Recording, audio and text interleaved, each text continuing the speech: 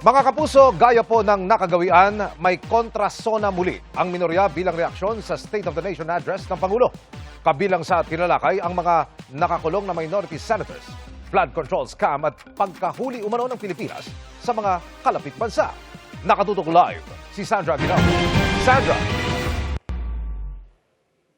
Yes, Emil, isang araw nga matapos ang SONA ng Pangulo ay nagkaroon naman ng pagkakataon ang minority dito sa Senado para sa kanilang kontra-SONA. Panawagan nila ay sana daw ay lumabas ang buong katotohanan kaugnay sa flood control project. Pinuna din po nila yung tinatawag nilang selective justice laban sa ilan nilang kasamahan sa oposisyon. Tradisyon sa Kongreso na isang araw matapos ang State of the Nation Address o SONA ng Pangulo, nagsasalita naman ang oposisyon para sa kanilang kontra-SONA. Sa kanyang talumpati, tinawag ni Senate Minority Leader Alan Peter Cayetano ang nangyayaring aniyay selective justice. Sabi niya, matuturing na political prisoner sina Senador Jinggoy Estrada at Rodante Marcoleta na ngayon ay nakakulong ng walang piyansa. Ang pagtatagurin aniya ni Senador Bato de la Rosa mula sa warrant of arrest ng International Criminal Court resulta umano ng kawalan ng hustisya. Sabi ng Pangulo, I am president not only of my family, and it is worth yung palakpak na binigay sa kanya. But can we add, the president is also not only the president of the administration, he is also the president of the opposition.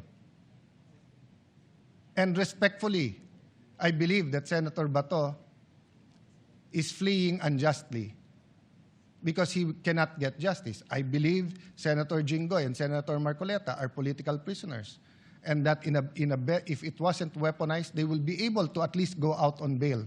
So, Mr. President, these are things that we should talk about as a Senate. Beyond politics, beyond emotions. Sabihin nyo na mali ako, but should they be allowed to attend the impeachment?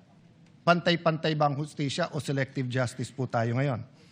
Inilatag din niya na napag-iwanan na umano ang Pilipinas ng mga kalapit bansa nito, tsaka kinonekta sa katiwalian sa bansa. Anya, kailangan ng tunay na reforma.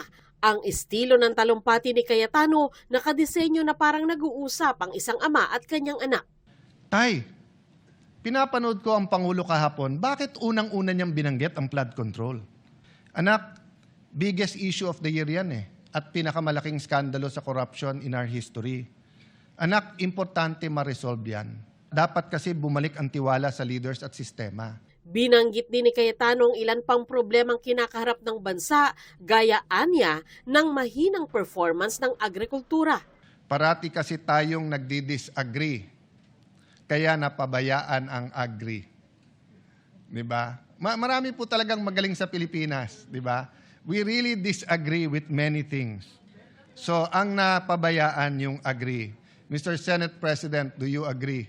Ilan pa sa sinabi ni Cayetano sa kanyang kontrasona, ang hirap sa paghahanap ng maayos na trabaho na sana anyay matugunan ng gobyerno. Hirap ng buhay sa mga probinsya, kaya kailangan aniya ng tunay na rural development project. At sana ay matuloy na anya ang Mindanao Railway Project. Nung nagsimula ang sesyon, 20 ang senador sa session hall. Nagkaroon ng break at nang magsasalita si Cayetano, 11 senador na lang ang present. Nagpasalamat naman si Senador Robin Padilla sa isa sa natira sa session hall. Ako po ay nagpupugay din sa atin pong kasama sa mayorya kay Senator Risa Hontiveros na nandito po at nakinig sa atin na minorya. Maraming salamat po. Isa pong malaking kaligayahan po sa amin na kayo po ay nandito. Maraming salamat po. Hinihinga namin ng reaksyon ang majority senators. Emil, bukas ang inaasahan ay magiging abala itong mga senador dahil meron silang impeachment trial sa umaga at sa hapon naman ay may session. Emil? Sandra, ano ang dahilan kung bakit umalis ang ibang senador at 11 na lamang ang natira sa session hall kanina?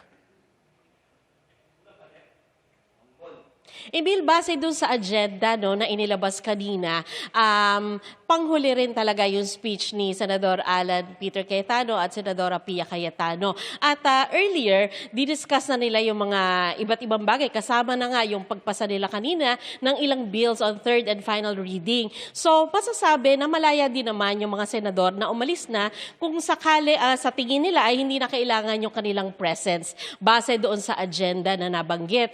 Ganun pa man, kaya siguro interesting ito ay dahil alam naman din natin na mayroong ilang senador na kairingan itong si Senador Alan Peter Cayetano at ganun din dahil tumayo itong si Senador Robin Padilla para pasalamatan si Senadora Risa Ontiveros na isa po doon sa aapat na lamang na miyembro ng majority na nanatili kanina. Ako'y Emil? dadako na sa pagpapatuloy ng pagdinig bukas. Ano naman ang mga aasahan sa pagpapatuloy ng impeachment trial ni Vice President Sara Duterte bukas?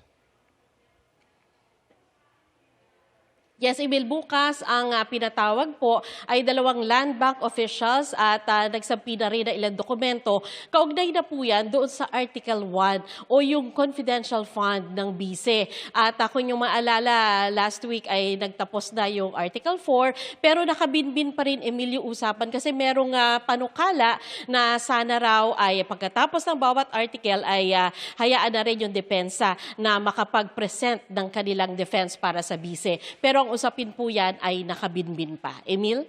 Maraming salamat, Sandra Aguinaldo.